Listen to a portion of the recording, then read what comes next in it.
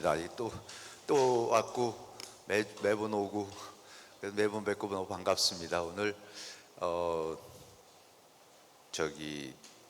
지난번에 김성호 교수께서 이 토크빌에 대해서 참 정리 잘 해주셨어요. 정말로 제가 들어본 정리 중에서 제일 잘된 정리고, 그리고 법률방송에서 잘 그거를 녹화를 해서 편집을 해서 그게 지금 미래를 여는 역사 포럼 자체의 홈페이지도 올라가 있고 법률방송에도 올라가 있고, 그러니까 저는 그거는 언제든지 한번 틀어보시고 진짜로 그 토크빌이란 사람이 어떤 사람이고 왜 미국에 와서 미국을 왔었고 그때 200년 전에, 그리고 미국에 와서 미국의 민주주의를 본 그 사람의 시각이 뭐였었다라는 거, 그리고 그 책이 왜 지금까지도 유효하고 중요하다는 거를 진짜 제가 들어본 강의, 제가 많이 들어봤거든요.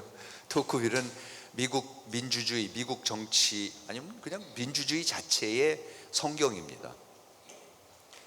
그러니까 근데 그 방대한 내용을 그렇게 잘 핵심을 집어서 설명해 주실 수가 없습니다. 그러니까 개괄적인 그 내용들은 꼭 한번 꼭 보시면 좋겠고, 그래서 사실 제가 굉장히 당혹스러웠습니다. 강연을 듣고 나서 서로 분담을 하자 뭐 이런 얘기는 처음에 했었는데, 그 구체적으로 계약서를 쓰고 분담을 했었어야 할 거를 제가 할 얘기까지 다 해버려 가지고 제가 굉장히 당혹스럽고 이거 어떡하나 해갖고, 그래갖고 지금 임 이사장님이 말씀해 주신 대로 밤새 고민을 하느라고 그냥 늦었습니다.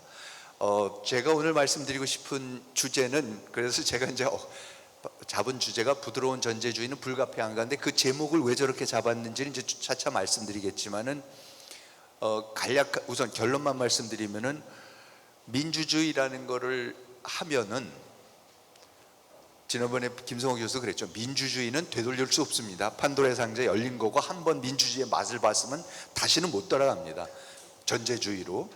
그런데 전제주의로는 못 돌아가는데 다시 옛날 같은 왕이 나오거나 황제가 나오거나 독재자가 나와서 그런 정치는 못 하겠지만, 근데 그럼에도 불구하고 전제주의의 일종인, 여태까지 우리가 본 적이 없는 부드러운 전제주의로 빠질 가능성이 굉장히 높다라고 책의 거의 맨 끝에다가 그렇게 써놨는데, 저는 그 부드러운 전제주의 얘기를 쭉 읽어보면은 말하자면 지금, 좋게 말하면 지금의 복지국가죠.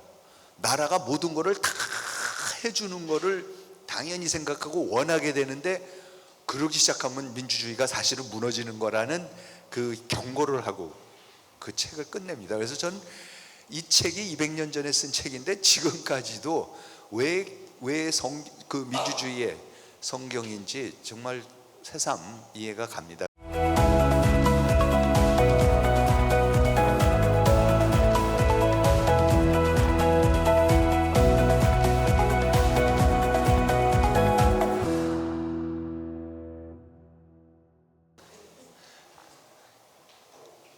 토크빌이 이렇게 얘기를 합니다.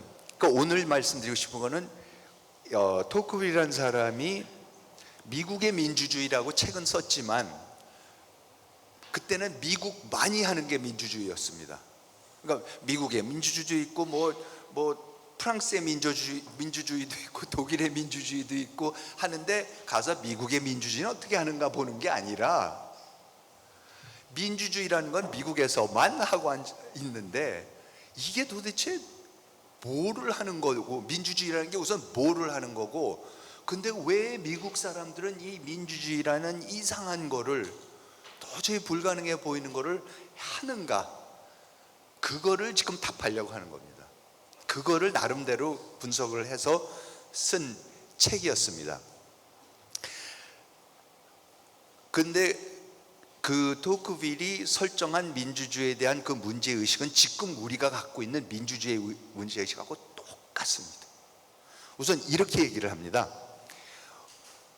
우리 시대 사람들은 두 가지 상반되는 열정에 사로잡혀 있다. 누군가가 이끌어 주었으면, 멋있는 지도자가 나와서 이끌어 줬으면 하는 바람과 자유롭고자 하는 바람이다.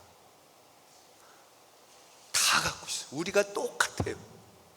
그러면 훌륭한 지도자가 나왔으면 멋있는 독재자가 나와서 뭐 시진핑 같은 사람이 우리나라에는 왜 옛날엔 있었는데 지금은 없나, 이런 나라를 강한 손으로 이끌어주고 그러면 우린 따라가면 되는 거고, 그럼 나라가 부강해지고 일사불란하게 질서정연에 갈 수 있지, 이제 이렇게 그런 바람이 분명히 있죠.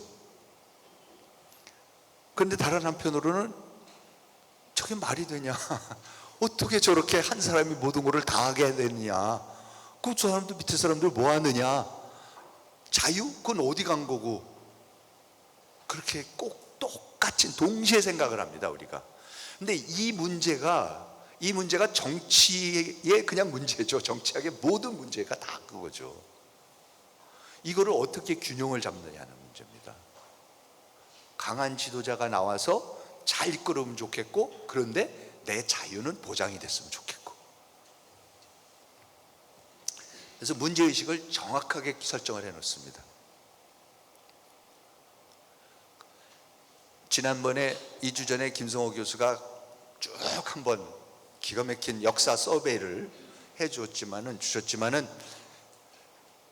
지금 토크빌의 입장에서는, 그렇죠? 프랑스의 혁명을 겪고서 집안도 그래서 풍지박산이 나오고 그랬었는데, 그 시대를 살아온 사람의 입장에서는 바로 이 문제죠. 뭐냐면, 자, 바스티유가 도저히 폭정에 못 견뎌서, 부르봉 왕가의 폭정에 못 견뎌서 바스티유 감옥을 습격을 해서 왕조가 무너져서 루이 16세를 단두대, 마리 앙뚜아네트하고 단두대에 처형을 하고, 그러고 나서는 강한 국가가 나와가지고 새로운 합리성, 인간의 이성에 바탕한 새로운 체제를, 완전히 새로운 체제를 만들겠다고 나온 로베스피에르라는 강한 지도자가, 엄청난 독재자가 나와서 전 시대의 적폐를 청산하겠다 그러면서 귀족들, 왕족들, 사제들 다 죽여버립니다. 그렇죠? 그러면서 새 시대를 열고 새 체제를 만들겠다, 인민들의 체제를 만들겠다 했는데, 완전히 공포정치로 전락을 해버리니까 어떡합니까? 프랑스 사람들이 이거 도저히 안 되겠다.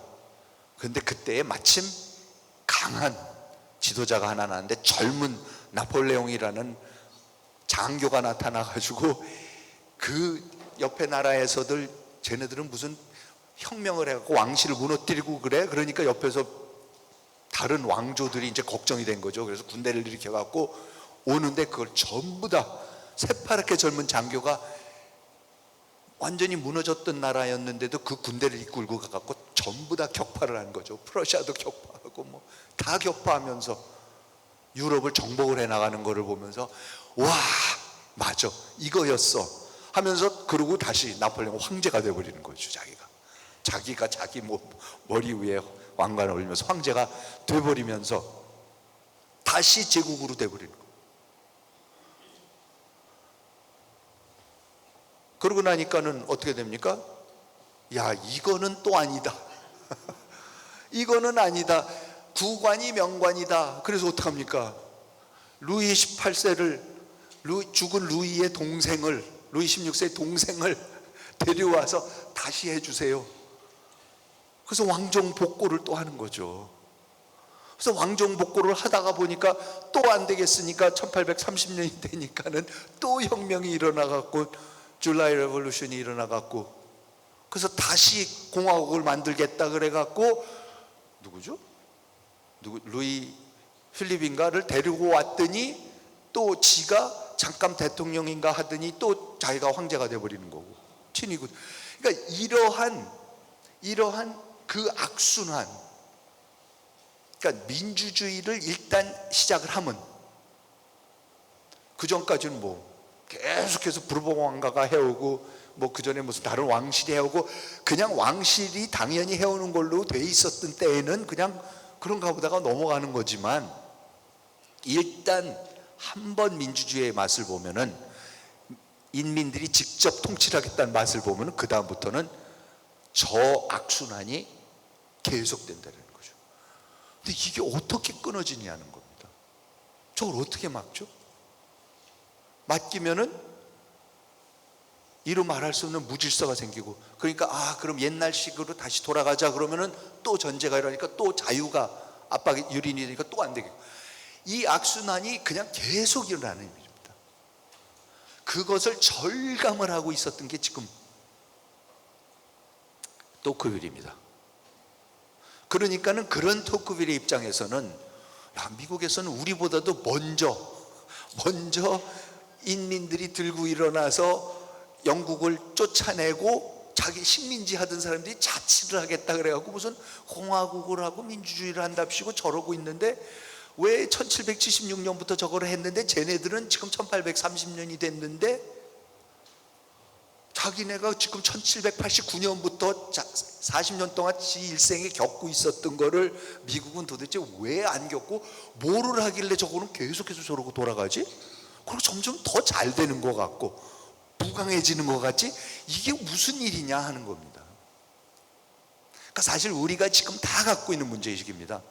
당연히 민주주의 해야 되는 것 같고 독재는 아닌 것 같은데, 아니다가 보면은 무질서해지고 혼란스러워지고 누군가가 이걸 잡고 나가야 되는 거 아니야? 이러고 중구난방으로 서로 떠들고 막 싸우고 다투고 논쟁만 하고 결정은 못 내리는 것 같고, 이러면 이게 돼? 그러면서 점점 자꾸 뭡니까? 뭔가 강한 지도자가 나오는 게 또 은근히 바라게 되는 겁니다.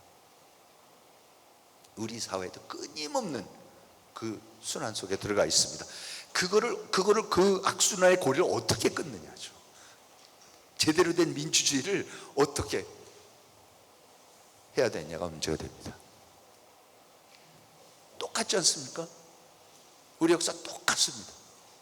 너무 무질서하니까 군인이 나와서, 나폴레옹 같이 군인이 나와서 잡아서 강한 드라이브를 걸어갖고 고속도로 짓고 제철소 짓고 그러면서 완전히 국가를 일으킵니다. 그러다가 가다가 어떻게 합니까? 이 권력을 지금 내가 놔서는 안 될 것 같고, 여러 가지 이유 때문에 이거 계속 가야 될 것 같고, 조금 더 해야 될 것 같고, 경제적인 이유나 안보적인 여러 가지 이유 때문에, 그래서 가다가 거기에 대해서 이거는 아니지 않느냐 하고 또 시민사회에서 들고 일어나니까, 부마 사태가 일어나니까 계엄령이 나오고 시위력이 터지고, 그리고 또 혼란스러워지니까는 또 군부가 나오고 하는 이 악순환을 우리도 지금 다 겪었습니다. 토크빌이 겪었던 거랑 또 저는 지금도 사실은 이 경험에서 우리가 한치도 벗어나지 못하면서 고민하고 있습니다. 이거 어떡할 거야? 계속 이래도 되는 거야? 민주주의 이거 진짜 해야만 되는 거야? 민주주의 안 하면 어떡할 거야? 이렇게 되는 거죠. 강한 정부. 자, 문제가 뭐냐면요, 강한 정부 있어야 됩니다. 법치, 치안, 외교, 국방, 교육, 인프라, 경제, 이거 강한 정부가 있어야죠. 정부가 세금 걷어야죠. 공정하게 세금을 많이 걷어야지 나라가 그걸 가지고 여러 사업들을 해서 강한 나라가 되는 거죠. 지금 선진국들은 세금이 GDP에서 1년 GDP에서 세금이 차지하는 게 50%입니다.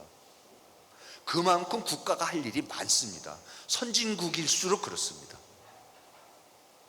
그러니까 세금 걷지 말라는 거는, 아니 공정하게 걷어야 되겠지만 그게 문제이지, 당연히 국가는 세금을 잘 걷고 잘 써야지 되는 거는 당연한 얘기입니다. 그러니까 강한 국가 필요합니다. 근데 문제는 강한 국가가 독재가 안 될 수 있냐는 거죠. 왜냐하면 역사를 보면 항상 독재로 돼버리니까, 강해질수록. 그러니까는 나오는 것이, 민주주의가 나오는 것이, 정부가 너무 강해져서 독재와 폭정을 일삼는 것을 막기 위해서 삼권 분립 문제 이런 거를 만들어 놓기 시작하는 겁니다. 그런데 삼권 분립을 해놓으면은 뭡니까? 권력이 분산돼서 지금 우리가 목도하고 있는 이 일이 벌어지는 거지. 야, 사법부를 갖고 저래도 되는 거야? 사법부는 뭐를 해? 왜 있는 거고, 입법부는 뭐를 하는 거고, 행정부하고 사법부의 관계는 정확히 뭐야? 왜 있어야 되는 거야? 혼란으로만 생각이 되는 겁니다. 그러니까 답은 뭡니까? 강한 민주주의예요. 민주주의는 민주주의인데 강한 민주주의. 근데 우리가 벌써 민주주의 그러면 강한 거하고는 뭔가 이렇게 거리가 있는 것 같이 생각을 하거든요. 내버려야 되는 거, 내버려둬야 되는 거, 자유롭게 놔둬야 되는 걸로 생각하지. 강한 정부가 있어? 그럼 벌써 독재 아니야? 그게 왜 민주주의야? 어떻게 강한 정부하고 민주주의가 같이 갈 수가 있지?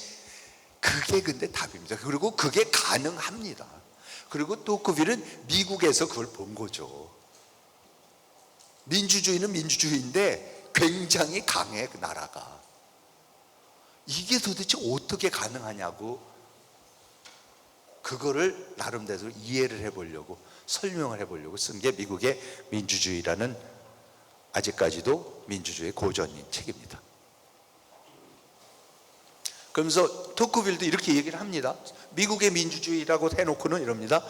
다른 어느 곳에서보다 민주국가에서 통치권자의 권력이 더욱 일률적이고 더욱 중앙으로 집중되며 더욱 광범위하고 더욱 강력해야 하는 것은 바로 한편으로는 민주국가의 본질 자체에서, 그리고 다른 한편으로는 민주국가의 필요에서 비롯되는 것이다. 당연한 것이다. 보다 강하고 보다 일률적이고 중앙집권적이어야 된대요. 민주주의하고 중앙집권된 강한 정부하고 이게 완전히 상반되는 거 아니야? 그렇게 생각하는데 지금 토크빌도 정확하게 지적을 해줍니다. 강한 정부여야 됩니다. 민주국가에서 중앙 권력이 활동적이고 막강한 것은 필요한 일이기도 하고 바람직한 일이기도 하다. 그러므로 요점은 중앙 권력을 허약하고 나태하게 만드는 데 있는 것이 아니라 중앙 권력이 자신의 수완과 권한을 남용하지 못하도록 막는 데 있다. 강한데 그 강한 권력을 남용하지 못하도록 한다. 그게 지금 민주주의의 핵심입니다. 강한 민주주의, 제대로 되는 민주주의의 핵심입니다. 근데 그걸 어떻게 만들어내냐가 문제가 되겠죠. 그러면서 아까 말씀드린 이제 부드러운 민주주의, 부드러운 전제주의, 이런 얘기를 하는 겁니다. 뭐냐면 이렇게 민주화가 된 나라가 옛날 같은 폭정으로는 안 돌아간다. 전제주의로는 돌아가지 않는다. 그러면서 옛날식 전제주의와 미국 같은 민주주의가 겪는 전제주의를 이렇게 구분을 합니다. 우선 전통적인 전제주의, 황제들이 기분 내키는 대로 행동하고 국가의 모든 힘을 마음대로 가져다 쓸 수 있을 정도로 막강한 권력을 행사했던 것은 물론 사실이다. 황제들은 이 권력을 남용해서 시민들의 재산과 생명을 제멋대로 빼앗기도 했다. 황제의 폭정은 어떤 사람들에게는 엄청난 폐해를 가져다 주었지만 그러한 폭정이 대다수 사람들에게 미치지는 않았다. 그렇죠? 전통 봉건 체제에서 왕이나 전제군주나 황제가 할 수 있는 게 뭐가 있어요? 그냥 주변에 있는 사람들, 혹시 괜히 눈에 띄면은 그 사람 거 뺏거나 이러는 거지, 전체적으로 나라 전체의 속속들이 간섭할 수 있는 방법은 없었던 거죠. 오히려 폭정이 몇몇 주요한 대상들에 집중되었을 뿐 나머지 다른 부분은 건드리지 않았다. 요컨대 폭정의 강도는 강했지만 그 범위는 제한적이었다. 그런데 근대 국가에 들어가면은 정부가 모든 것을 알고 파악하고 보고, 우선 세금을 저렇게 철저하게 제대로 근대 국가가 세금을 거둘려면 어떻게 돼요? 각 집안에 그 사람이 수입이 얼마이고, 그렇죠? 무슨 일을 하고 수입이 얼마이고 이거를 정확하게 파악을 하고 있어야지 얼마 내시오 이렇게 할 수가 있는 거 아니에요. 진짜로 숟가락 젓가락 숫자까지 알고 있어야 되는 거고 당연히 알아야 되는 거죠. 그래야지 그런 사람들을 또 정부가 보호도 할 수가 있는 거고. 근데 옛날엔 안 그랬던 거죠.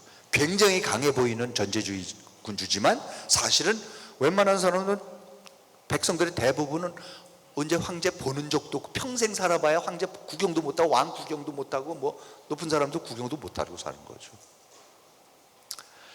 그러면서 새로운 전제주의는 이런 걸 것 같다. 만일 우리 시대에 민주국가에서 전제 정치가 자리를 잡는다면 그것은 다른 성격을 갖게 될 듯하다. 요컨대 그것은 더 넓게 영향을 미치면서 동시에 더 부드러운 형태를 띨 것이다. 민주국가에서의 전제 정치는 인간에게 고통을 주지는 않지만 인간의 품위를 훼손한다.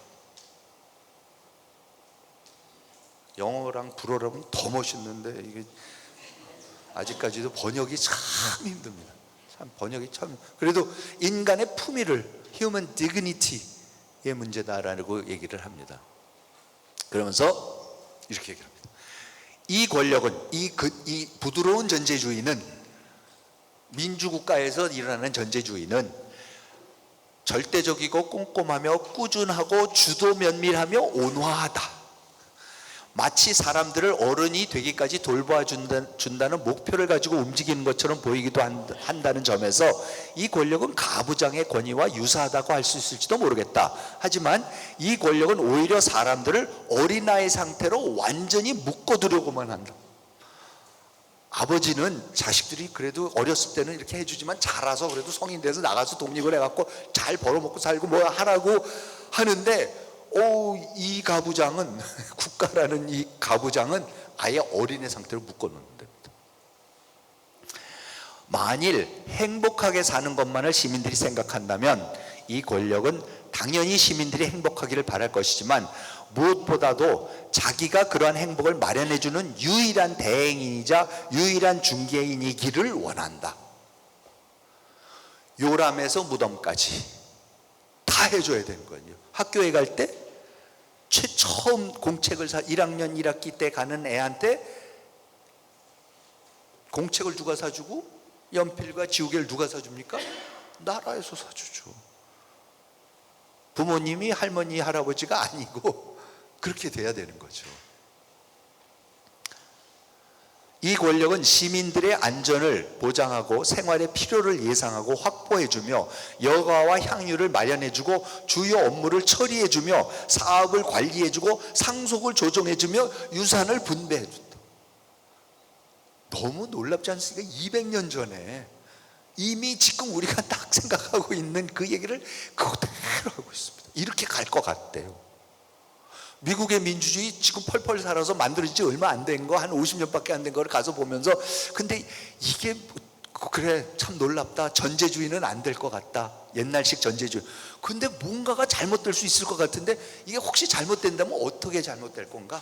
새로운 전제주의다. 그건 뭐냐면 다 해주겠다는 국가가 오히려 거꾸로 모든 거를 싸그리 다 해주고 국민들을 어린애 상태에다가 유아 상태로 묶어두려고 할 것이다.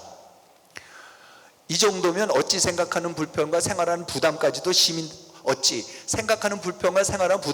시민들에게서 말끔하게 덜어내준다고 하지 않아요. 다 해버려. 모든 걱정 나라가 다 해결해줘. 이렇게 이 권력은 인간의 자유의지가 마치 쓸모없고 생소한 것처럼 여겨지게 만든다. 그러면서 좋은 지도자도 원하고 자유도 원한다. 그런데 폭정을 하는 전제군주가 나와서 자유를 뺏으면 왜 뺏어 하고 싸우고 난리를 저항을 해요. 그런데 이 부드러운 전제주의가 나오면 내가 다 해줄게 그러면은 당연히 해줘야지. 그거 하는 사람을 계속 뽑는다는 거예요. 해주겠다는 사람을 계속 뽑고 다 뽑고 보면 나중에 뭐가 남아요? 자유는 안 남아요. 행복은 해지는지 몰라도 자유가 안 남아요. 그러니까 정치에서 있어서 이 행복이라는 개념은 매우 사실 위험한 개념입니다. 얼마나 행복하십니까?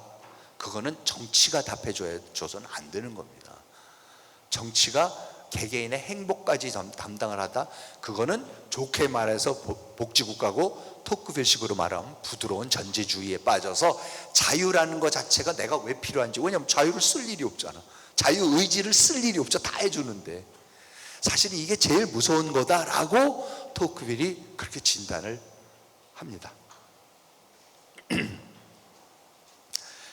그러면서 토크빌은 그런데 아직까지는 여기 안 빠졌다. 그럼 이게 왜 안 빠지는 건가?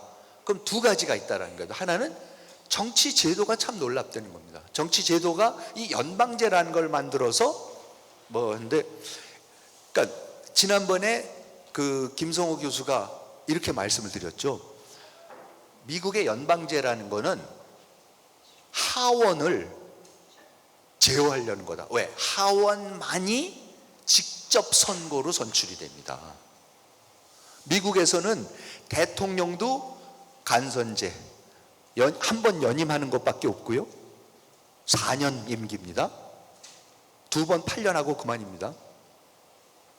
그리고 간선제입니다. 직접 그 엘렉토럴 컬리지를 통해서 선거인단 그걸 통해서 하지 직접. 그러니까 이번에도 어떻게 됐습니까?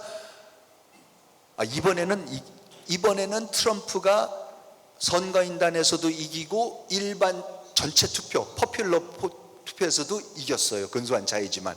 근데 지난번에는 처음에 트럼프가 이겼을 때는 선거인단 수는 이겼지만 실제 투표, 국민들이 투표한 수는 힐러리가 훨씬 많이 이겼죠. 그러니까 이거는 국민들의 의사, 주권재민? 그게 왜 국민들의 의사야? 국민들이 이렇게 뽑았는데 딴 사람을 뽑는데 왜? 엘렉토럴 칼리지라고 더 똑똑한, 더 지혜로운 데가 있어서 야, 너희들은 그렇게 했지만 사실 이 사람이야 하고 딴 사람을 뽑는 거죠. 그러니까 간선제입니다. 그 다음에 의회가 상원, 하원으로 나눠져 있는데 하원은 6년 중임 평생 합니다. 대통령보다 임기가 길고 6년씩, 그래서 6번 하면 36년, 7번 하면 42년, 실제로 그렇게 하는 상원의원들 많습니다. 그런데 각 주마다 2명밖에 없습니다. 인구가 3,500만이 되는 캘리포니아 주에도 2명, 100만 명인가 되는 델라웨어에도 2명. 바이든 대통령은 델라웨어에서 29살 때부터 상원 의원을 100몇십만 밖에 안 되는데 거기서 대여섯 번을 하고, 그리고 부통령을 하고 대통령을 한 거죠. 그러니까는 델라웨어의 대표성이라는 게 도대체 미국에서 뭐고, 왜 100만, 인구 100몇십만 밖에 안 되는 데서도 상원의원이 2명이나 나오고 3천만 명이 넘는 데서 2명밖에, 이게 무슨 민주주의입니까? 인구 비례라는 건 전혀 고려하지 않는 거죠. 왜? 인구 비례만 해서 안 된다고 생각을 해요. 하원만 2년 중임, 2년마다 선거합니다. 계속해서. 저기도 뭐 끝없이 누구죠? 저 여자 하원 의장 하던 낸시 펠로시 같은 사람 40몇 년 동안 했잖아요. 2년짜리를 40몇 년 했으면 뭐예요? 20몇 번 선거를 하는 거죠. 그러니까 하원 의원은요, 당선되는 날부터 선거하는 거예요. 대통령, 심지어는 대통령들도 4년 처음에 당선되는 순간부터 선거운동 한다 그러는데 4년 후에 선거. 근데 지금 그렇게 되어 있습니다. 그리고 사법부는 뭡니까? 사법부는 간접선거를 통해서 당선되는 대통령이 지명을 하고, 그거를 누가 인준을 합니까? 인구 비례랑 상관없이 하는 상원이 인준을 해주고, 그 사람들은 임기가 몇 년? 종신입니다. 종신. 못 쫓아냅니다. 못 쫓아냅니다. 그냥 자기가 사임하기 전에 그냥 가는 겁니다. 그 여기가 이게 왜 이렇게 돼 있어? 이게 왜? 하원을 직접 선거를 갖고 해서는 큰일 난, 민주주의를 하니까 직접 선거는 해야 되는데, 민의를 반영은 해야 되겠는데 그 민의만 의존을 했다가 큰일 난다라는 거를 계속해서 아는 거죠. 이 사람들 모든 역사를 통해서. 그렇죠. 토크빌 같은 사람은 뭐예요? 민의를 반영하니까는 프랑스 혁명이 나고 공포 정치가 일어나고 나폴레옹이 들어왔다가 왕정 복고를 했다가 매번 민의 반영했었죠. 그러니까 안 된다는 겁니다. 이게 지금 민주주의를 하는, 그러니까 핵심은 직접 선거, 민의를 직접 반영을 해야 되는 게 맞는데, 다른 한편으로는 그 민의를 어떻게 꽁꽁 묶어 놓느냐, 올바른 방향으로 갈 수 있게끔. 그래서 지난번에 김성호 교수는 자기 강연 제목을 말괄량이 길들이기, 민주주의가 말괄량인데 이거를 뭐 사랑스럽고 당연히 좋고 너무 이쁘고 귀하고, 그런데 이거 어떻게 그래도 조금 제어를 해야 될 텐데,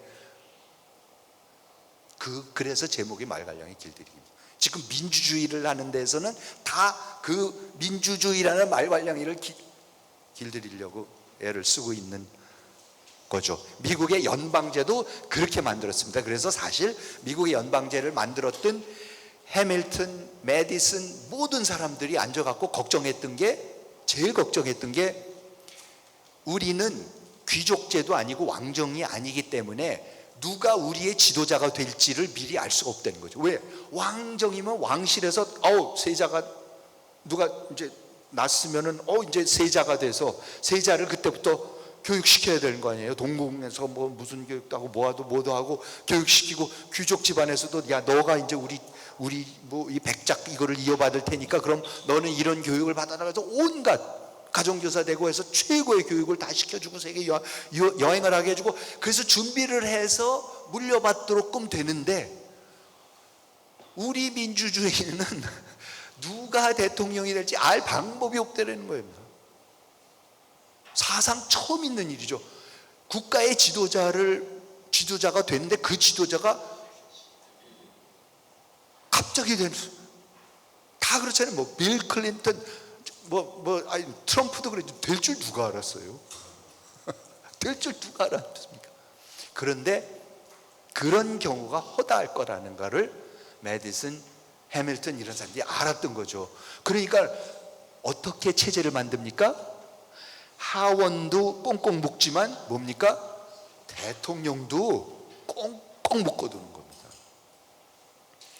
뭐냐면 누가 되더라도 대통령이 마음대로 못하도록 만들어 놓은 시스템입니다. 그러니까 대통령은 의회가 법안을 만들어서 내면은 그걸 비토할 수 있지만, 의회는 언제든지 대통령을 탄핵할 수 있죠. 그렇죠? 이게 다 그런 서로가 탄핵하고 막고 못하게 하는 일만 하도록끔 만들어 놓은 시스템입니다. 이 일을 못하게 하는 겁니다.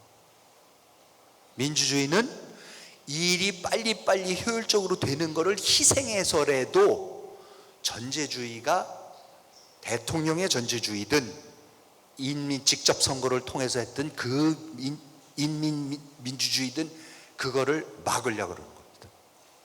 그러니까 얼마나 힘든 균형을 지금 잡으려고 하는 겁니까? 그러니까 민주주의는 어렵습니다.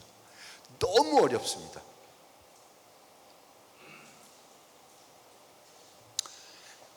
그런데 토크빌은 이 연방제에 대해서도 얘기를 많이 하지만, 사실은 미국이 이러한 부드러운 전제주의로 안 빠지는 근본적인 이유가 있다. 그리고 미국이 이 민주주의라는 것을 하는 자체가 하는 더 근본적인 이유가 있다.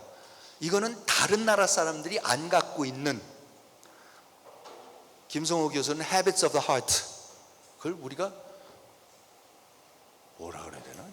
우리말로 번역하면 뭐 정서 비슷한 것 같아요. 그 국민들이 갖고 있는 정서, Habits of the Heart라 그러는데, 심성, 그렇죠? 심성 이런 거겠네. 하여튼 그런데 그런 게 있다. 근데 그 심성이 어디서 나오는 거냐?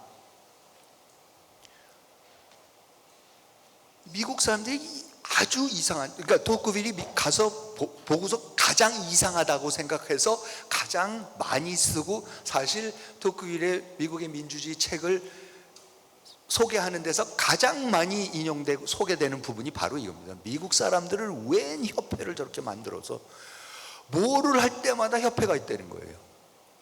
그걸 이제 우리말로 자꾸 결사라고 번역을 하는데, 우리 때는 옛날엔 결사해서 그랬는데 요즘 결사가 맞는 건지, 특히 그게 영어의 association을 번역한 거가 결사라고 하는데 저는 우리가 보통 협회라 그러거든요. 토크빌이 이렇게 얘기를 합니다.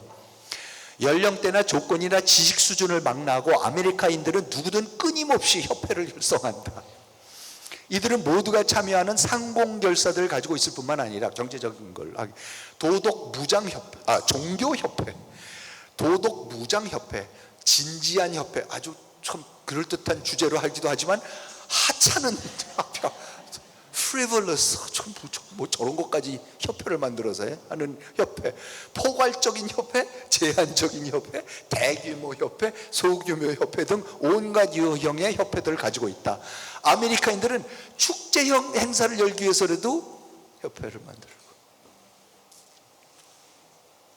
사실 미래를 여는 역사 포럼을 하시는 분들도 이런 거를 하기 위해서 협회를 만들었어요. 그렇게 돌아가는 거예요.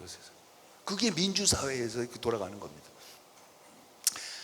축제 행사를 열기 위해서, 기술학교를 세우기 위해서, 여인숙을 짓기 위해서, 교회를 세우기 위해서, 책을 배포하기 위해서, 극지의 선교사를 파견하기 위해서 협회들을 조직한다. 이들은 이러한 방식으로 병원을 만들고 교도소를 짓고 학교를 세운다 뿐만 아니라 이들은 진실을 밝혀낸다든가, 그러니까 뭐 진리탐구, 뭐 지식 포럼 같은 거겠죠. 훌륭한 모범을 북돋기 위해서도 협회를 만든다. 참 별거를 다 한다 그러는 거죠. 그러니까 템퍼런스 어소시에이션 이런 게 있었습니다. 그러니까 술 안 마시고 뭐 사람들이 이렇게 도덕적으로 살도록 하는 그런 어소시에이션까지 있다고 기득기득 웃으면서, 야 진짜 별거를 다, 그게 사실은 나라에서 하고 교회에서 하고 이래야 되는데 이 사람들은 그거를 하기 위해서 도덕, 윤리, 도덕까지도 지네끼리 협회를 만들어서 한대. 어떤 새로운 기획이 도모되는 곳 어디에서든, 프랑스에서는 정부 당국을 만나, 무슨 일이 벌어지고 있으면 가서 보면 이건 정부가 하는 거예요. 왕실이 하거나.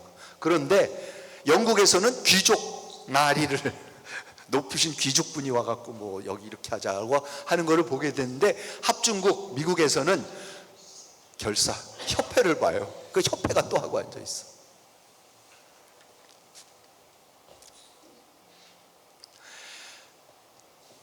제가 지난번에는 로빈슨하고 아세모글루의 국가는 왜 실패하는가 책을 소개해 드렸었잖아요. 제가 이 토크빌을 제가 토크빌도 하겠다고 했던 이유가, 제가 그것도 하고, 이게 너무 연결이 잘 돼요. 왜냐하면은 그 사람들도, 로빈슨하고 아세모글루도 사실은 이 토크빌의 문제의식을 그대로 하더라고요. 특히 국가는 왜 실패하는가에서는 어떻게 하면은 포괄적인 제도가 만들어지느냐, 인클루시브 인스티튜션들이 어떻게 만들어지느냐, 이 문제를 논했었는데, 그 책을 쓰고 나서 2012년에 그 책을 쓰고 나서는 자기네들이 이것만 갖고는 설명 안 되는 부분이 굉장히 중요한 부분이 있는데, 특히 정치적인 부분이 설명이 안 된다. 그리고 그 정치적인 부분이, 그게 분명히 포괄적인 사회가, 포괄적인 경제 체제가 나와야 되고, 그러려면 포괄적인 정치 체제가 있어야 된다라고 그 책에서 내내 주장을 하는데, 그럼 그 포괄적인 정치 체제가 도대체 어떻게 만들어지는가에 그거를 가지고 두 번째 책을 쓴 게 2019년에 나온 Narrow Corridor, 좁은 회랑이라는 이 책을 썼습니다. 근데 제가 이 두 책을 읽으면서, 특히 이 두 번째 책을 읽으면서 토크빌을 어떻게 설명을 할까? 토크빌을 어떻게, 그러면 토크빌이 고민하고 있는 이 국가와, 그러니까 강한 지도자와 자유 사이에, 강한 국가와 민주주의 이 자유 사이에 이거를 어떻게 설명을 할까 했는데, 이 틀이 저는 너무나도 안성맞춤일 뿐만 아니라, 로빈슨과 아세모글루도 똑같은 문제의식을 갖고 있구나 하는 것을 제가 알아서, 이 사람들이 설명하는 방식을, 그러니까 오늘은 책을 두 권을 소개해 드리는 겁니다. 토크빌의 민주주의지만 이 책이 이걸 너무 설명을 잘해서 제가 한번 말씀을 드려보도록 하겠습니다. 이게 여기가 좀 잘렸는데, 제목이 족쇄를 찬 Shackled Leviathan. 레바이아탄이라는 게 토마스 홉스라는 사람이 쓴 유명한 책이죠. 우리가 정치학의 근대 정치 사상의 고전이라고 하는 사회계약론이라는 개념을 처음으로 정치 사상에 완벽하게 도입을 했던 토마스 홉스. 우리가 자연의 상태에서 살 때는 삶이 짧고 뭐 힘들고 nasty, brutish and short 하다고 했는데, 그거를 자연의 상태에서 나오려면 어떻게 해야 돼요? 강한 국가가 나와야 된다. 그래서 레비아단이라는 게 뭡니까? 욥기에 나오는 바닷속에 살고 있는 그 괴물, 거대한 괴물. 욥이 거기 뱃속에 들어갔다 나오고 그러는 거 아닙니까?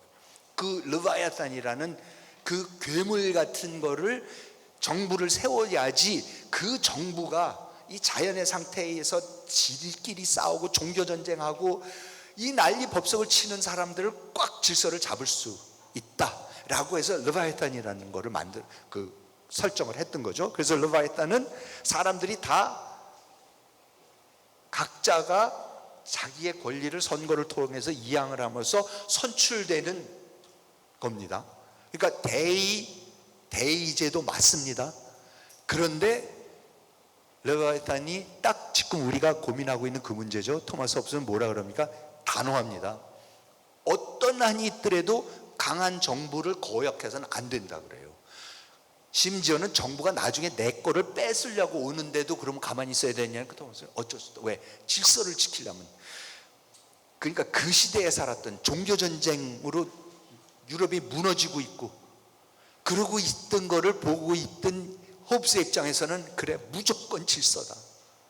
어떻게든지 강한 군주가 나와서 이걸 질서를 잡아주는 거를 내가 정당화시켜주는 이론을 만들어야 되겠다. 그래서 사회계약론을 통해서 사람들이 자발적으로 군주를 뽑아내는 거죠. 사실 뭡니까? 히틀러를 독일 사람들이 직접 선거를 통해서 뽑아내는 거죠. 왜? 1차 대전에서 패전하고 대공황에서 엉망진창이 되면서 경제는 완전히 나락으로 빠지고 1000% 인플레가 이러고 이러는 상황에서 이게 뭐야? 그러니까 히틀러가 나와서 내가 할게. 그러니까 찍어주는 거죠. 근데 한번 그러고 나면은 못 빠져나오죠. 그 레비아탄이 돌아서서 할 때는. 그런데 지금 그러니까 뭡니까? 셰클드 레비아탄은 똑같은 거죠. 아까 토크빌이 뭐라 그랬어요? 그 정부가 마음대로 못하도록 그걸 제어를 해야만 돼야 된다 그랬잖아요. 그게 똑같은 얘기입니다. 레비아탄은 있어야 돼요. 강한 정부 있어야 되는데 그걸 어떻게 족쇄를 채우느냐, 말괄량이를 어떻게 길들이냐, 같은 겁니다. 그래서 한쪽 Y축이 국가의 힘입니다. 그렇죠? 강한 국가, 세금 잘 걷고 교육도 잘 시켜주고 국방도 잘하고 경제발전도 시키고 하는 강한 국가가 있고, 이쪽은 사회, 시민사회입니다. 시민사회가 이제 강해지는 거죠. 그러면 보통 국가가 강해지면 시민사회는 약해지는 거고, 시민사회가 강해져 갖고 마음대로 하면 국가는 아무것도 할 수가 없게 되는 거죠. 보통 그렇습니다. 그러니까는 이 사람들은 이렇게 설정을 했어요. 이거 국가가 없어서 지리멸렬하고 있는 대표적인 나라가 레바논하고 잠비아 같은 나라. 레바논 같은 데는 하도 갈라져 있어갖고 뭐 대통령은 개신교, 누구는 회교도만, 뭐는 수상은 회교도만 하고 누구는 드루이드만 할 수 있고 이런 것까지도 다 만들어 놓을 건데, 그런데 내전이 끊이질 않죠. 절대 다 부서지고 있습니다. 왜? 강한 국가가 이걸 컨트롤 못하니까. 아프리카에 있는 많은 나라들이 강한 부족들이 있어갖고 어느 부족장이 잡으면 그냥 딴 부족들이 내버려 두질 않는 거죠. 그러니까 국가가 국가다운 역할을 할 수가 없어요. 국가가 그 역할을 하려고 그러면 세금을 다 걷어가지고 어쩌고저쩌고 해야 되는데, 다른 부족들이 너 그쪽 부족장이고 너 기독교인인데 내가 왜 너 정부한테 돈을 줘? 세금 안 줘? 이렇게 돼버리는 거죠. 그러면 이제 나라는 좋게 말해서 시민사회는 펄펄 살아있지만 국가는 아무 역할을 못하는 저런 나라들은 그냥 내전과 끊임없는 가난 속에서 경제발전이라는 건 상상을 못하면서 무질서 속에서 헤매고 있습니다. 반면에 국가가 강해지면은, 강한 국가가 나왔고 아예 시민사회에 못 들어오면 뭡니까? 지금 중국, 러시아 같은 나라가 나오는 거죠. 그럼 거기에 시민들의 자유? 그런 건 없죠. 국가가 강하게 해서 잘 뭐 여러 가지 경제 발전 시킬지 몰라도. 그래서 강한 국가는 사실은 야누스 같은 겁니다. 완전히 두 얼굴을 하고 있는 거죠. 강한 국가는 평화, 질서, 안정, 조세, 국방, 의료, 교육, 의료 등 복지를 제공하지만, 할 수 있지만, 강한 국가만이. 그렇지만 동시에 독재, 폭정, 수탈, 공포 정치로 전락할 수 있는 다분한 가능성을 갖고 있습니다. 아이고, 하나 더. 그러면서 아제모글로하고 로빈슨이 이게 사회과학자들이 요즘 굉장히 좋아하는 개념입니다. 이게 레드 퀸 에펙트라 그랬고 붉은 여왕 효과라고 그런데 뭐 고양이 목에 방울 날기 비슷하기도 한데 이게 어디서 나온 얘기냐면 루이스 캐롤의 그 이상한 나라 앨리스 쓴 두 번째 책이죠. 이상한 나라 앨리스 다음에 거울 나라 앨리스, Through the Looking Glass and What Alice Found의 두 번째 책입니다. 거기에 나오는 얘기인데 그게 무슨 얘기냐면은 거기에서 이런 장면이 있죠. 레드 퀸을 만나갖고 붉은 여왕을 만나서 앨리스가 같이 어디를 막 뛰어갑니다. 둘이서 그냥 죽어라고 뛰어가고 있는데 앨리스가 이제 계속 뛰어가다가 여왕님 그러면서 여왕님 아직 이렇게 앨리스가 아직도 숨을 약간 헐떡이며 말했습니다. 우리나라에서는 우리가 지금 하고 있는 것처럼 아주 빠르게 오래 달리면 다른 곳에 도착하게 마련인데요. 왜? 계속 뛰고 있는데 계속 제자리예요. 앨리스가 둘이서 계속 뛰고 있는데 아무리 뛰어도 제자리에 있는 거야. 그러니까 앨리스가 뛰다 말고 여왕님 진짜 우리나라에서는요 우리가 지금 뛰듯이 이렇게 열심히 뛰고 있으면 어딘가 갔을 텐데 우리 지금 이 자리에 그대로 있네요. 그랬더니 여왕이 뭐라고 했지? 여왕이 말했어요. 느린 나라군. 너희 나라가 느려. 못 쫓아와. 왜? 사람들이 뛰어가면 나라가 못 쫓아오니까 우리 딴 데가 있다는 거예요. 우리는 나라가 빨리 와갖고 우리가 계속 뛰어야 제자리에 있는 거예요 지금. 그래서 여기에서는 같은 자리에 머물기 위해서는 최선을 다해 달려야 해. 만일 다른 곳에 가고 싶다면 그보다 적어도 2배는 더 빨리 해야 되고. 근데 여러분 뭡니까? 기업이 됐든 나라가 됐든 집안이 가족이 됐든 개인이 됐든 세상 무지하게 빠르게 변하고 있습니다. 그 빠르는데 끊임없이 적응을 해야 됩니다. 그러려면 죽어라고 달려야 돼요. 근데 죽어라고 달리면 잘해야 본전이죠. 진짜 다 죽어라고들 달리고 있는데 다 본전 차리고 그 중에서 어떻게 해서 하여튼 한 2배 정도 빨리 뛰는 사람 기업 이런 데도 있겠죠. 그러면은 거기는 진짜 잘 되는 거고. 그렇지만 나머지 사람들은 가만히 있으면은 다 도태되는 거죠. 죽어라고 뛰어야지 그 자리에 있는 겁니다. 그게 우리 경제이고 그게 근데 이게 정치에도 그대로 적용된다라는 겁니다. 강한 국가 만들어 놓고 가만히 있어도 안 되는 거고 강한 사회 만들어 가만히 있어도 안 돼요. 이게 두 개가 서로가 제대로 되려 그러면 이걸 말씀 안 되네. 제대로 된다라는 게 이게 핵심. 여기를 들어가야 돼요. 내로 코리도라는 게 이 사람들이 말하는 내로 코리도라는 게 좁은 회랑이라는 게 뭐냐면 어떤 나라들은 이상하게 뭐 때문인지 몰라도 미국 같은 나라 그 다음에 이제 지금 우리도 그런 거죠. 뭡니까? 어떻게 해서 국가도 강해지는데 사회도 강해요. 그러니까 국가도 강해지고 나라가 잘 되는데 자유도 계속 유지가 돼. 그러면서 자유도 신장이 되고 국가도 잘 되는 이 여기에 들어가 있는 나라들 이거는 너무 좁아. 그렇게 그 자리에 그 회랑에 들어갈 수 있는 그게 너무 어려워. 그리고 레드 퀸 이펙트 뭐냐? 여기에 한번 들어갔다고 해서 가만히 있으면 곧바로 튀어나가요.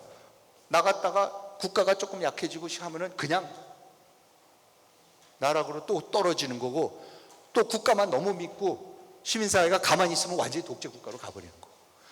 이게 도대체 이거 되는 데가 영국, 미국? 사실 한국? 정말 힘듭니다. 이거를 하려고 저 회랑에 남아 있으려면, 거기서 튕겨 나오지 않으려면은 죽어라고 뛰어야 돼요. 누가 뛰어요? 국가도 뛰어야 되지만 시민사회가 죽어라고 뛰어야 된다는 겁니다.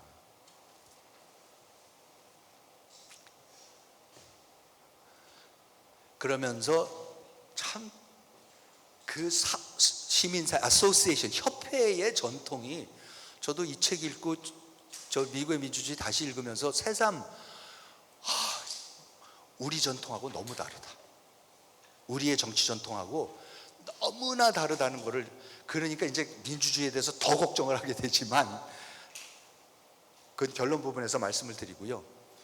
이런 겁니다. 우리가 로마 시대, 그러니까 로마 제국 그러면요,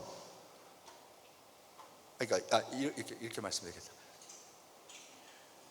지금 민주주의가 잘 되고 있는 미국 같은 나라는, 영국이든 프랑스가 됐든 독일, 이게 왜 잘 됐느냐? 사실은 강한 국가는 다 만들어 봐요. 뭐 부르봉 왕가, 뭐 호헨솔레른 왕가, 하브스부르크 왕가, 강한. 그런데 거기에 강한 시민사회가 나와야 되는데, 그 협회를 만드는 게 아까 토크빌도 미국에 가서 보고 이건 뭐지? 우리 프랑스에는 없는데? 했던 거예요. 그게 뭐냐라는 거죠. 그게 이제 핵심이 되는 거죠. 그런데 사실은 그 전통이 어디서 나오냐 하면은 로마 같이 강한 중앙집권적 무지막 전제주의죠. 로마 황제의 전제주의와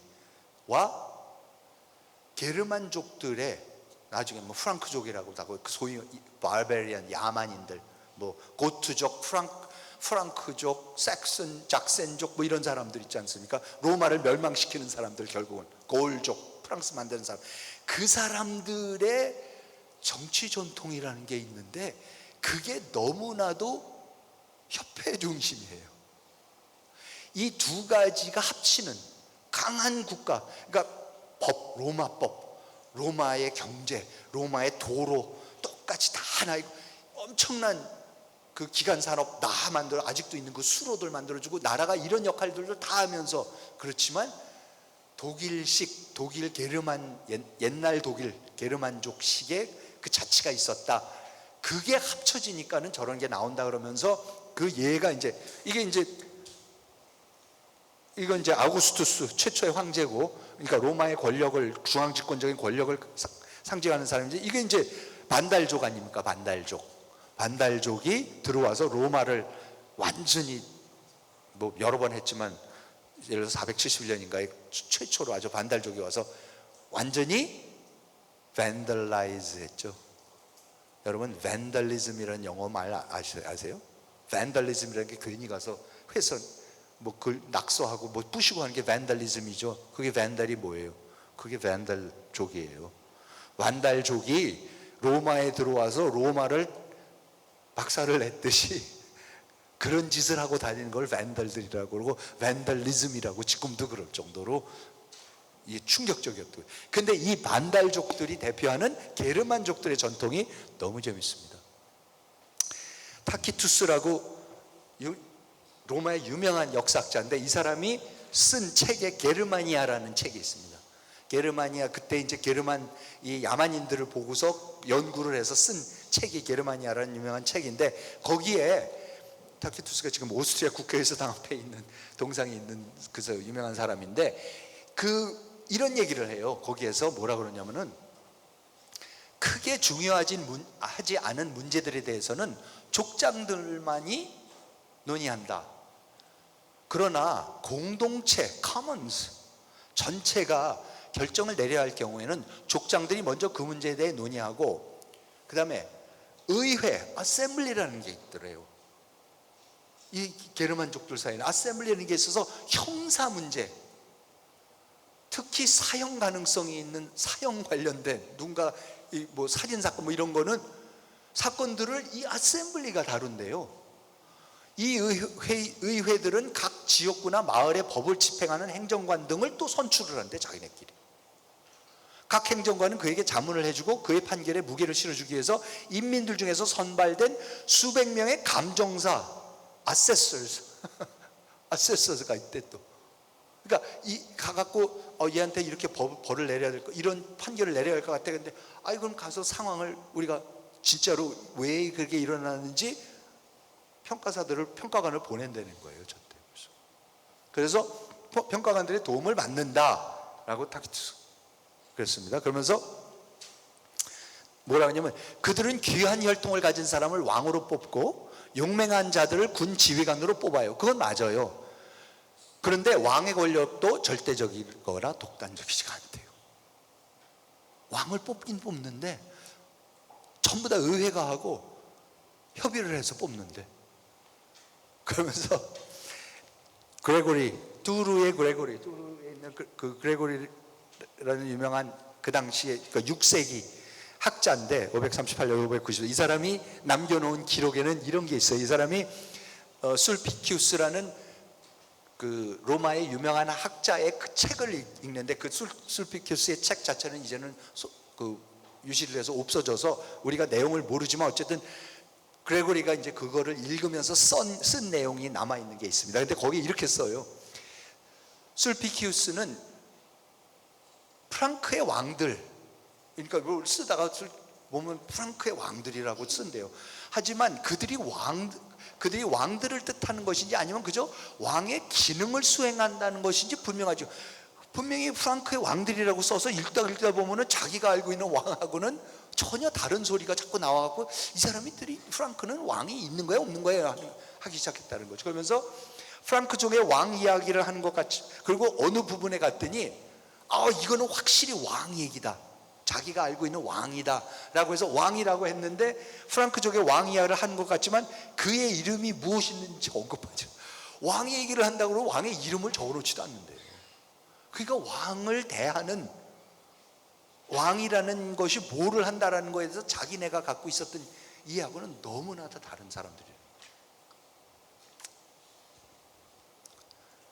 그리고 이제 프랑크족이 나와서 샤를마뉴 대제라고 하는 그 이제 신성 로마 제국을 만든, 지금 독일하고 프랑스하고 저 네덜란드 그쪽 룩셈부르크 다 그 지역을 차지했던 그 거대한 프랑크 왕국을 만들었던 그 샤를마뉴 밑에서 보좌했던 힌크마라는 유명한 사제 겸 학자가 있습니다. 그 힌크마가 이렇게 얘기를 하는 것을, 이렇게 얘기를 합니다. 그러니까 이거는 900년에서 그러니까 9세기 때입니다.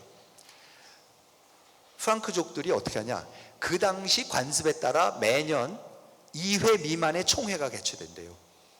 그러니까 샤를마뉴가 통치를 하는데 신성로마 제국 황제, 프랑크 왕국을 세운 사람이야 지금. 근데 이 사람이 통치를 하려고 그러면 어떻게 돼요? 매년 2번 의회를 개최를 해야 된대요.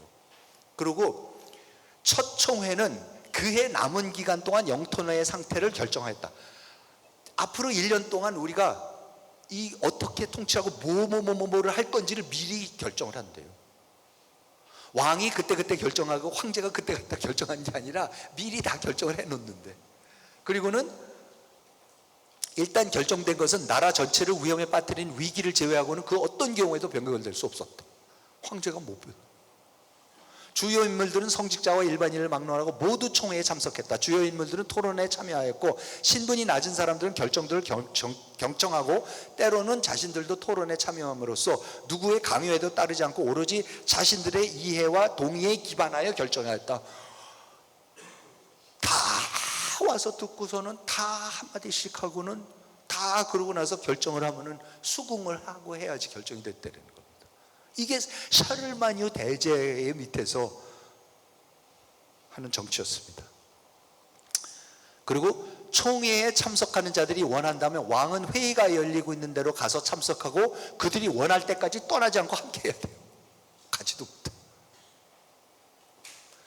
그리고는 예의를 갖춰서 왕에게 개별적인 사안들에 대해서 자신들이 어떻게 생각하는지 얘기한다. 그들은 다양한 의견들을 솔직하게 동의하지도 않든 논쟁하든 사이좋게 또는 경쟁적으로는 하든 전한답니다. 렌스에는 생레미 성당에 가면 그 힌크마의 그 스테인글라스가 아직도 있습니다. 그리고 이때쯤 되면은 북부 이탈리아의 피렌체, 제노와, 피사, 밀라노, 같은 이상한 도시 국가들이 몇 개가 있다라는 거예요. 근데 이게 언제부터 있었는지 아무도 잘 기억이 안 나는 거고, 있었는지 신경도 안 쓰고 있었는데 어느 날 보니까 12세기쯤 와서 이런 사람들이 딱 갑자기 그때부터 보기 시작하는 게 뭐냐, 야, 뭐 이런 나라들인데 무지하게 잘 살아. 이제 이 사람들이 알게 되는 게 뭐, 너무 잘 사니까, 부자니까, 상업을 하고 베네치아 이런 데가 무지하게 잘 사니까 얘네들은 뭐야. 근데 가서 보니까 진짜 정치 체제는 더 이상한 거예요.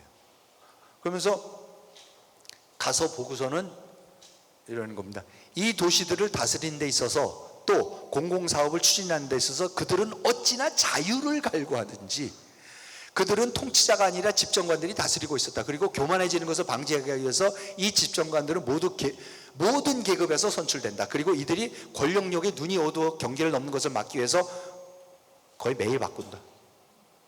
집정관을 했다가 맨날 바꿔요. 쟤 내버려두면 또 권력적이 할까봐. 그 결과 이 지역 전체를 도시들이 나눠 갖고 있다. 이 근방의 모든 땅에서는 도시들의 권위를 인정하지 않는 귀족이나 귀인은 찾아볼 수 없고, 귀족이나 모든 위대한 뭐라는 지도자들도 다 뭡니까? 도시들의 그 시의회, 이거의 권위를 절대적으로 인정하고 있는 아주 이상한 것이 있다. 그게 이탈리아 북부 지역에 있는 공화국들이다. 그러면 미리 말씀드리면, 이 공화국 중에 피렌체라는 데가 있고, 그 피렌체에 마키아벨리라는 사람이 15세기에 나오면서, 이 사람이 자기네가 이렇게 이어오고 있는 이 희한한 자치가 있는데, 이게 갑자기 신성 로마 제국에서 쳐들어오겠다 그러고, 프랑스와 1세가 쳐들어와서 이거 내 나라 저거 내 나라에서 약탈해가고 이러니까, 그럼 이거 어떻게 지키지 하면서 그거를 이론화하기 시작하면서 로마를 공부하고 하면서 리비의 로마서 논고 같은 거가 나오고 군주론 같은 게 나오기 시작하면서, 이 자치제를 갖다가 로마식 공화정이랑 어떻게 접목시킬까, 이제 이런 연구를 하기 시작하면서 또 우리가 알고 있는 근대 정치 사상이, 중요한 근대 정치 사상이 나오게 되는 겁니다. 그러면서 뭐라고 이 오토가 프리징의 그 바바로사의 오른팔이었던 오토 주교가 한 얘기입니다. 이로 인하여 이들의 부와 세력은 세상의 어떤 나라도 감히 따라갈 수 없다. 집정관 매일 바꾸고 모든 것을 의회를 통해서만 해야 되고 토론을 해서 결정을 해야만 되는데, 그런데 진짜 놀라운 것은 이들의 부와 이 힘을, 국력은 아무도 따라갈 수 없더라. 이것이 가능한 것은 이들 특유의 부지런함 뿐만 아니라 주로 알프스 넘어서 있는 군주들이 없기 때문입니다. 알프스 저쪽 프랑스나 독일 이쪽에는 강한 군주들이 있었는데, 그 군주들이 없으니까 얘네들이 부유하다라고 얘기를 하는 거예요. 그럼 우리는 강한 지도자가 있어야지 경제 발전도 하고 질서도 잡힐 것 같죠. 근데 이미 이때부터 그게 아니라는 겁니다. 10세기 시에나 얘기가 참 재밌습니다. 시에나가 이제 피아츠 델 campo, 그 유명한 시에나 광장, 저기서 뭐 하죠? 맨날 소들이 말 달리기를 하든가 뭐 하잖아요. 저 광장에서 뱅뱅뱅뱅 돌면서 하여튼 유명한 관광지인데, 이게 정치에 있어서 더 중요합니다. 14세기 시에나에서는요, 지도자 이름이 포데스타입니다. 포데스타라는 게 그냥 권력이란 라틴 말입니다. 그리고 그 다음에 9명의 집정관 비슷한 거죠. The Nine. 따로 그것도 없고 그냥 9명, 그냥 9명. 그리고 행정관료 4명의 재무담당 관료, 국가가 임명한 판사들이 이 도시를 통치를 했습니다. 그런데 그 통치를 하는 데 있어서 더 중요한 것은 종의회, Council of the Bell이에요. 왜? 종을 치면은, 저 탑에서 종을 치면은 모여야 돼. 그래서 벨 카운슬이야. Council of the Bell입니다. 300명의 남성 시민으로 구성이 되어 있습니다.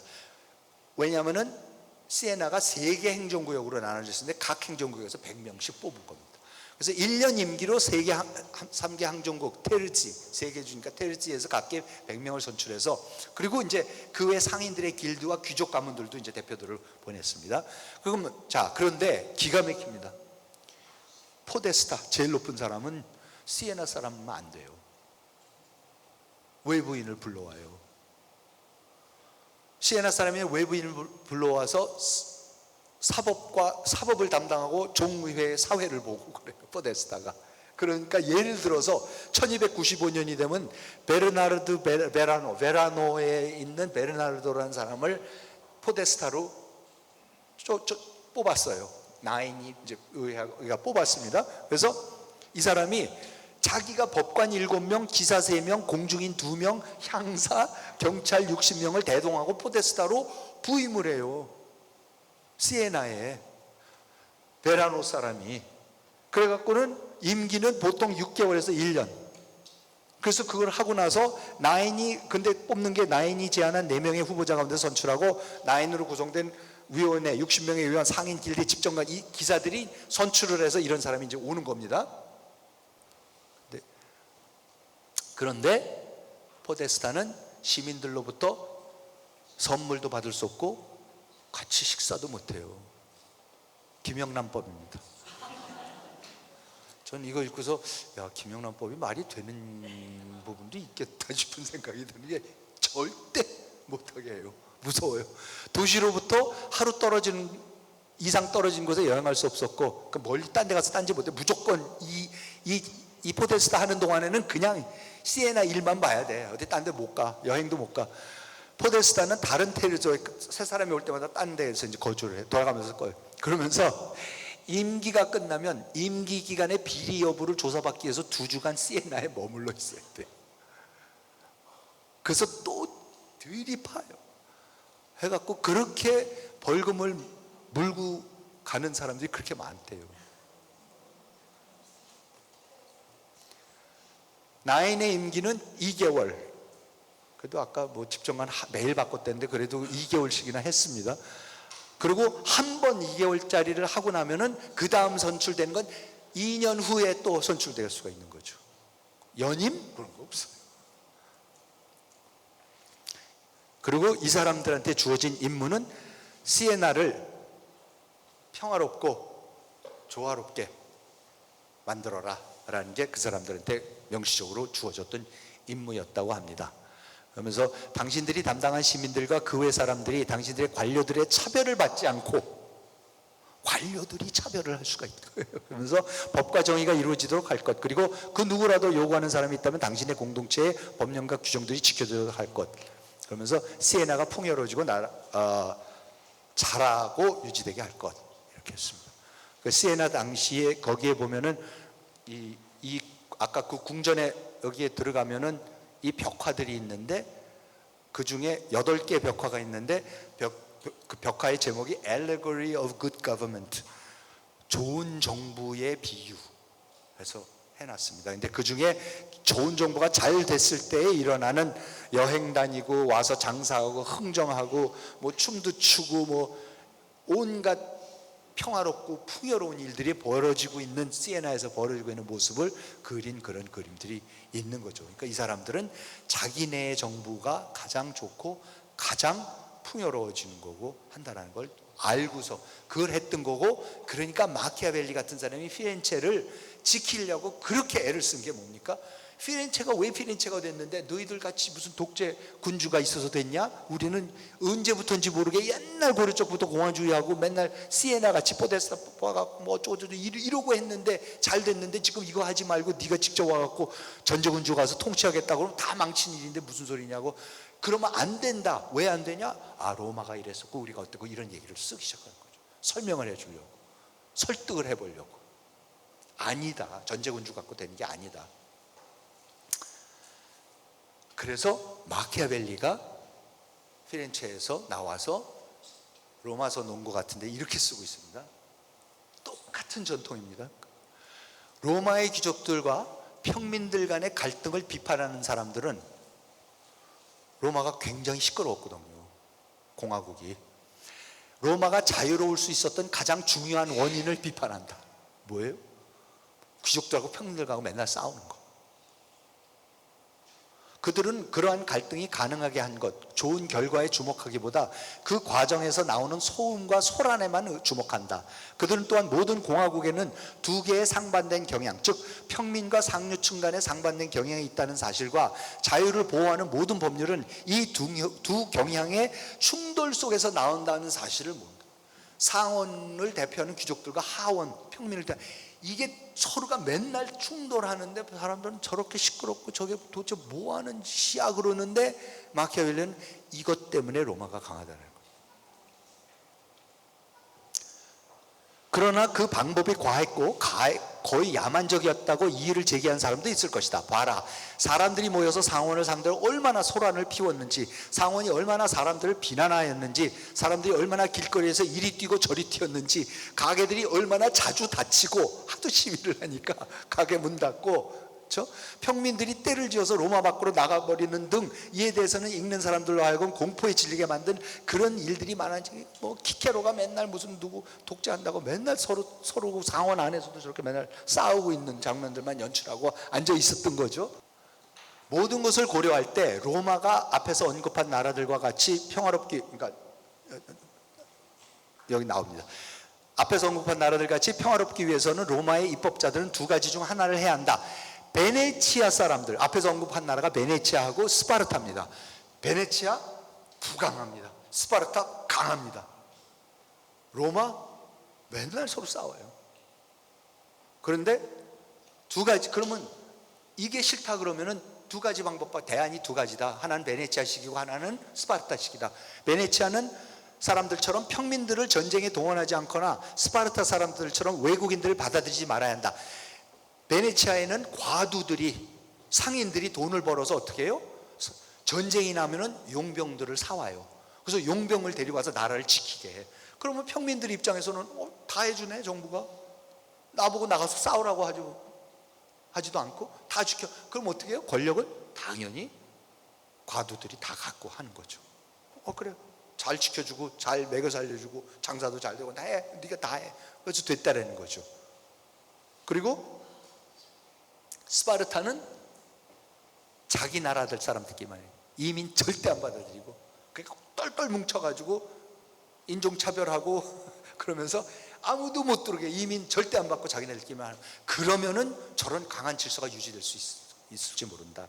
그런데 로마는 둘 다 했고, 그렇게 함으로써 평민들에게 소동을 부릴 수 있는 힘과 수없이 많은 기회를 끊임없이 제공하겠다. 뭐를 했냐면요, 평민들이 나가서 싸웠어요.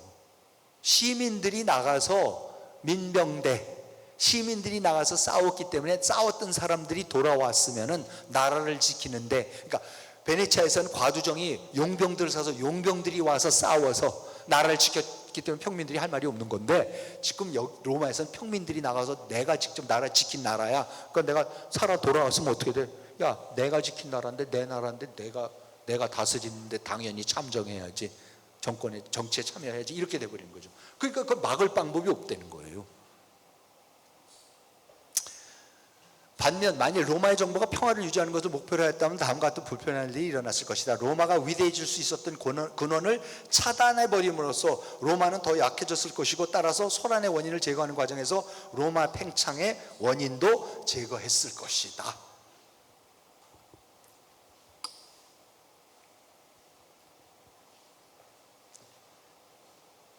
미국의 민주주의를 들여다보기 시작하면서 이게 어디서 나온 거지? 어디 가서 거슬러 올라가기 시작하니까는 게르만 이런 미국이 강한 이유가 시민 사회가 강한데 그 아소시에이션을 만드는 버릇이 어디서 왔냐 했더니, 예를 들어서 게르만이 했던 거, 프랑크족들이 했던 거, 그리고 마키아벨리가 얘기했던 그 북부 이탈리아의 그 강했던 부유했던 도시국가들, 그런 것들을 설명하는 거는 그 나라들이 왜 강했었던가를 설명하는 거는 지금 우리가 알고 있었던 강한 전제주의가 나와서 강했다라는 거하고 완전히 딴 얘기를, 너무나 다른 얘기를 해요. 그러니까 저는 우리가 민주주의에 대해서 뭔가 심각하게 지금 잘못 이해를 하고 있구나. 우선 저부터 이거 뭔가 굉장히 잘못 이해를 하고 있는 거고, 지금 토크빌이 설명을 해주려고 하는 게 왜 미국의 민주주의가 강하다라는 걸 설명을 하는 거가 바로 이 부분이 핵심이라는.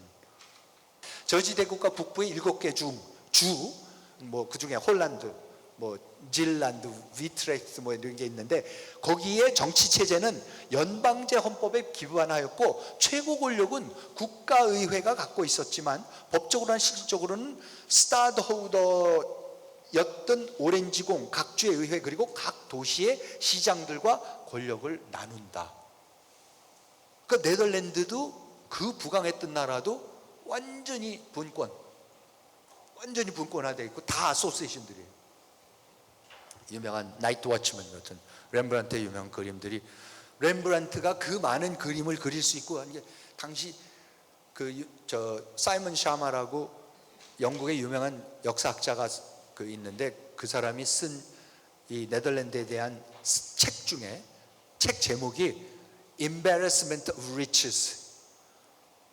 하도 부자라서 좀 개면적일 정도로, 좀 미안할 정도로 부자였다, 네덜란드가. 다만 뭐죠? 청교도들이라서 까만 옷밖에 못 입었죠. 그게 문제였지. 근데 다른 사치는 이루 말할 수, 주로 한 사치가 이 칼라의 사치였다 그랬죠. 흰 칼라, 거기에 진짜 엄청난 돈을 들였대. 무슨 차이가 나는지 잘 모르겠지만은 그 당시 사람들은 거기에 온갖 사치를 했다 그러는데, 그 외에 이제 저런 그림들, 이루 말할 수 없는 부를 축적을 했었죠. 각 지역의 기본적인 통치 단위는 마을과 대관소, 베일리위크였다. 지역마다 모두 고유의 제도를 갖고 있었기 때문에 편차가 심했지만 기본적인 통치 구조는 비교적 단순했다. 일본적으로 법은 시의회를 만들고 부르고마스터라고 불리는 촌장 또는 시장이 집행하고 보안관 또는 관리가 탈법을 감시하였다. 관리들과 시의원들은 각 마을이나 시의 유지들 중에서 선출되었고, 촌장과 시장, 보안관 등은 시의원 중에서 선출되었다. 각 마을의 통치체제는 일종의 과두정 형태였다. 그러면서 부르고마스터라는 건 그냥 이렇게 구글에서 치시면은 저런 그림들이 그러니까 마을의 촌장, 뭐라 그래야 돼, 하여튼 그 관리들이죠. 자치제의 핵심 역할을 했던 사람들의 초상화들이 무지하게 많습니다. 가족이랑 같이 나들이하는 초상도 있고. 주 단위로 하면은 주의회가 가장 중요한 통치기구였다.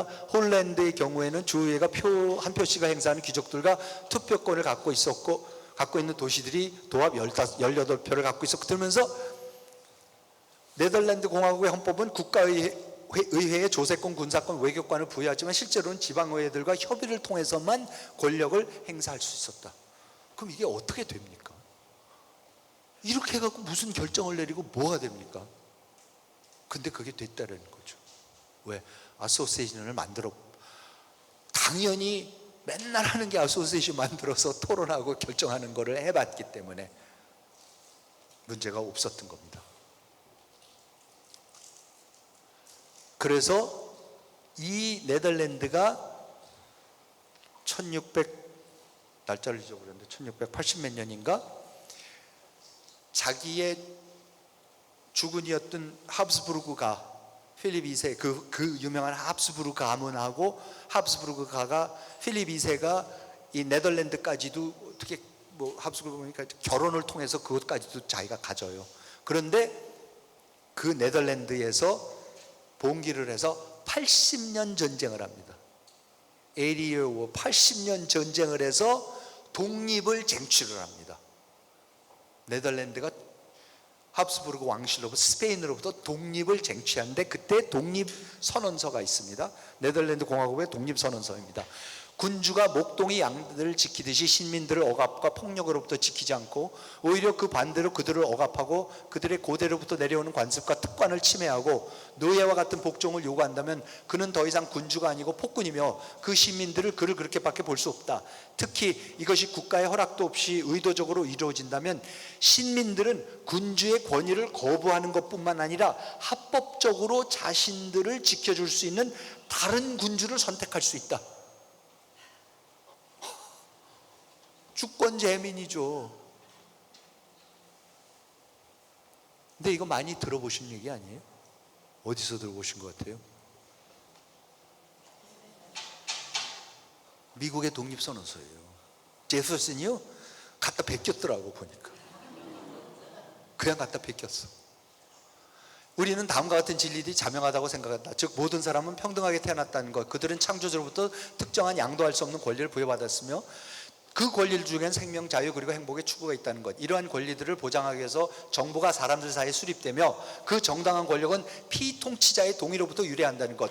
어떤 형태의 정부라도 이러한 목적에 파괴적일 때 그것을 변경하거나 폐지하고 그들의 안전과 행복을 가장 효과적으로 이룰 수 있는 것을 보이는 원칙에 기초를 두고 그러한 형태로 권력을 조직하는 새로운 정부를 수립한 것은 국민의 권력이고 의미라는 네덜란드 사람들이 독립 80년 전쟁을 통해서 독립하면서 썼던 그 내용을 풀었었습니다. 그러니까 우리가 지금 해야 되는 걸 그러면 강한 정부와 강한 시민사회, 그리고 끊임없이 견제하고 한쪽에서는 끊임없이 강한 국가 만들려고 그러고 시민사회는 끊임없이 견제를 해야 되는 거고, 그러면서 끊임없이 제자리 뜀뛰기를 죽어라고 해야지 우리는 저 좁은 회랑에서 튕겨나가지 않습니다. 그래서 저는 토크빌이 얘기를 해주고 싶은 게 미국의 그 강한 정부와 강한 시민사회 얘기였었고, 그 얘기를 그 당시에 강한 정부가 몰락해갖고 난리가 났다가 또 독재자가 들어왔다 몰락하고 이런 것만 계속 보던 사람의 입장에서 미국에 와서 미국의 민주주의가 이루어지는 거고, 너무 놀랍고 더 놀라운 것은 그것을 저렇게 명료하게 분석을 해내서 지금 읽고 앉아 있어도 야, 이게 어떻게 이걸 어떻게 했지? 이걸 어떻게 알지? 지금의 학자들도 맨날 토크빌의 민주주의 일어나려면 토크빌만 보고 있는 이유가 바로 그렇습니다. 너무 장시간 또 말씀드려 이만 강연을 마치도록 하겠습니다. 경청해 주셔서 감사합니다.